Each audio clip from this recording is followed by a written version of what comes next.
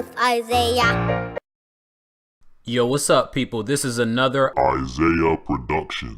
All right, so let's talk about Michael Jordan. Now, not the actor Michael B. Jordan, not the actor from Creed, Fruitvale Station. I am talking about the Chicago Bulls, Michael Jordan, all right?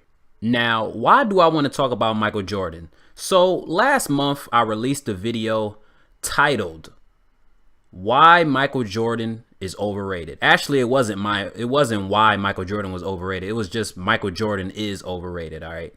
Now, when people just looked at the title, they said, how in the hell could you say Michael Jordan is overrated, okay?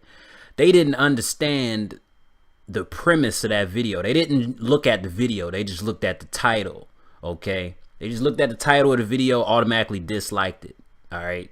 Now, after I released this video, a flurry of videos directed towards me came out.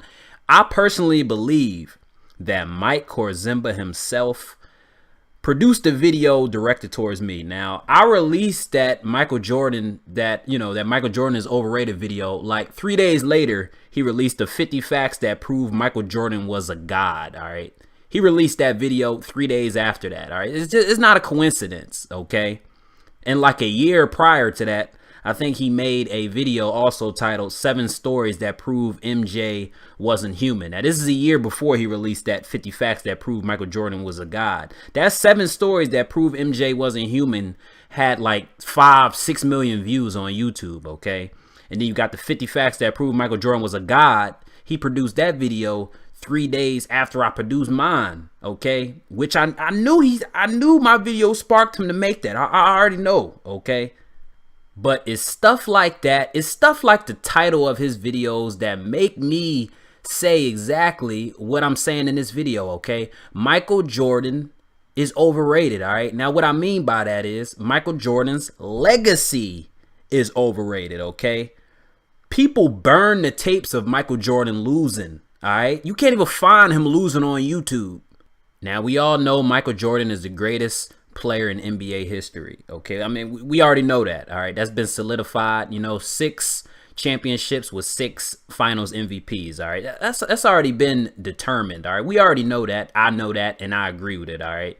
That ain't what I'm trying to criticize, all right? It's just when people say things like Michael Jordan is a god or he ain't human and stuff like that, I gotta say, Michael Jordan, he's a great player, but he's human, all right? He failed just like everybody else. This was the premise of my video that I produced 1 month ago. It's not on YouTube no more because I deleted my videos, as I've stated in my video that I produced like 2 videos ago, okay?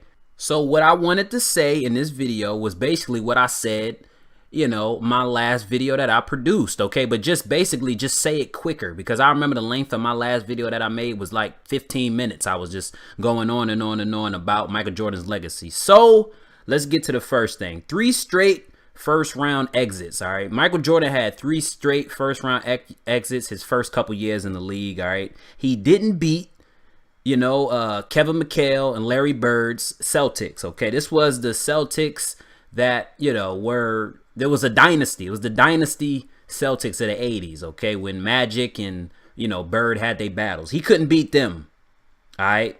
Jordan beat the Pistons when they were a 48-win team. This was the bad boy Pistons. It wasn't even the bad boy Pistons no more, all right? They were a 48-win old team, okay, when Michael Jordan finally overcame them, all right?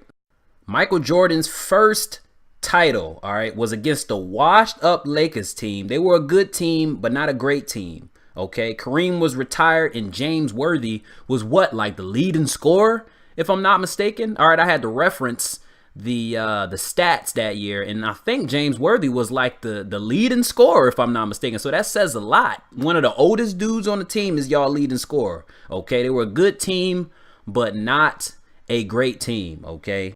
Jordan won 3 championships in a row after that. Then he retired, all right? Now, when Jordan was present in the lineup right before he retired, they won 57 games, if I'm not mistaken. When he retired, the Bulls were still a great team. They were still a 55-win team, all right? Came back next season, lost to the Orlando Magic. You can barely even find that footage on YouTube of Michael Jordan losing in 1990, what was it, 5 if I'm not mistaken, to the Orlando Magic. You're not going to find it on YouTube. If you do, it's probably like one video, okay? The NBA burnt that tape, okay? They don't want you to see that.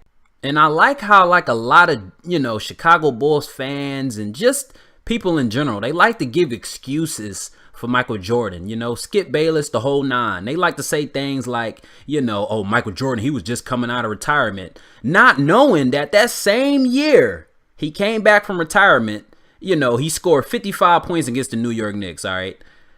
It's like Michael Jordan, yeah, he played, golf or whatever, baseball, whatever like that. He played baseball / golf, all right, but he still played basketball on his free time. So this isn't a Michael Jordan that was completely away from the game, all right? Stop giving excuses for Michael Jordan. And the basic premise that I'm trying to make in this video is that stop saying Michael Jordan was a god, because he is not, all right? He had his failures just like every other NBA player. But let me know you guys' thoughts down below. Do you think Michael Jordan's legacy is overrated?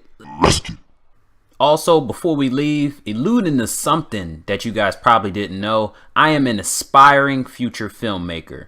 I will be releasing my debut indie film in about a month from now via YouTube. Broken Cycle is the name of my first directed upcoming 30-minute indie film. It is about an African-American adolescent that is indulged in the street life, but later gets a change of heart when confronted with an unexpected event that will change his ways forever.